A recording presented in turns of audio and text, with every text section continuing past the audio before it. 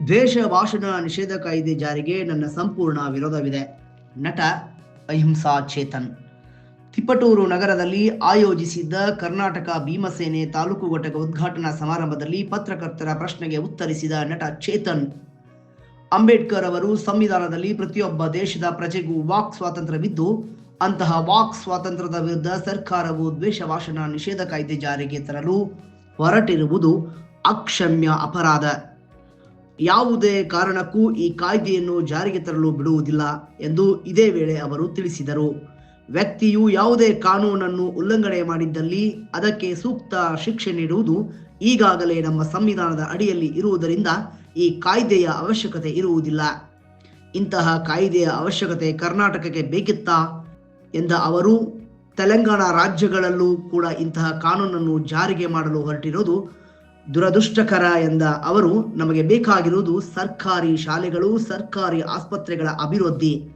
ಆರ್ಥಿಕ ಅಸಮಾನತೆಗಳ ನಡುವೆ ಸುಮಾರು 50ಕ್ಕೂ ಹೆಚ್ಚು ಇರುವ ಶ್ರೀಮಂತರು ತಮ್ಮಲ್ಲಿರುವ ಬಡವರ ರಕ್ಷಣೆಗೆ ಪಣತೊಟ್ಟಿ ನಿಲ್ಲಬೇಕು. ಆಗ ಮಾತ್ರ ಆ ದೇಶದಲ್ಲಿ ಅಸಮಾನತೆ ಎಂಬುದು ಅಳಿಸಿ ಹೋಗುತ್ತದೆ ಎಂದು ಇದೇ ವೇಳೆ ಅವರು ತಿಳಿಸಿದರು.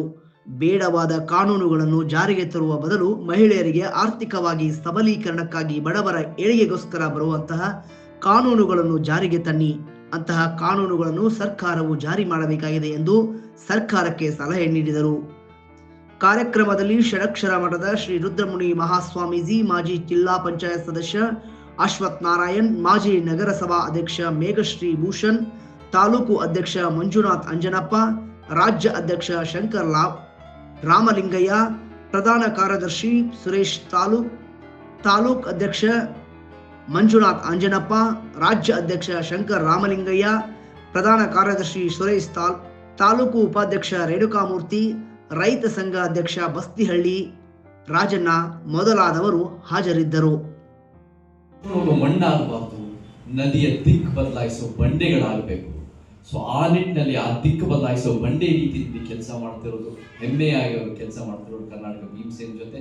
ನಾನು ಇವತ್ತು ಇದನ್ನೇ ಮುಂದೆನೂ ಕೈ ಜೋಡಿಸಿ ಕೆಲಸ ಮಾಡಕ್ಕೆ ನಾನು ಇಷ್ಟಪಡ್ತೇನೆ. ಮತ್ತೆ ನಾವು ಏನ್ ಮಾಡಬೇಕು, ಯಾಕೆಂದ್ರೆ ಇವತ್ತಿನ ದಿನ ಒಂದು ಸಂಘಟನೆ ನಾವು ಶುರು ಮಾಡ್ತಾ ಇದೀವಿ, ಘಟಕ ಓಪನಿಂಗ್ ಮಾಡ್ತಾ ಇದೀವಿ. ಏನ್ ಮಾಡ್ಬೇಕು, ಏನ್ ಕೆಲಸ ಮಾಡಬೇಕು, ಹೇಗೆ ಬಾಬಾ ಸಾಹೇಬ್ ನಮಗೆ ಎಜುಕೇಟ್, ಅಜಿಟೇಟ್, ಆರ್ಗನೈಸ್ ಅಂತ ಹೇಳ್ತಾರೋ, ಅಂದ್ರೆ ಅದು ಒಂದು ಉತ್ತಮ ಸಮಾಜ ಕಟ್ಟಕ್ಕೆ ಒಂದು ಕರೆ.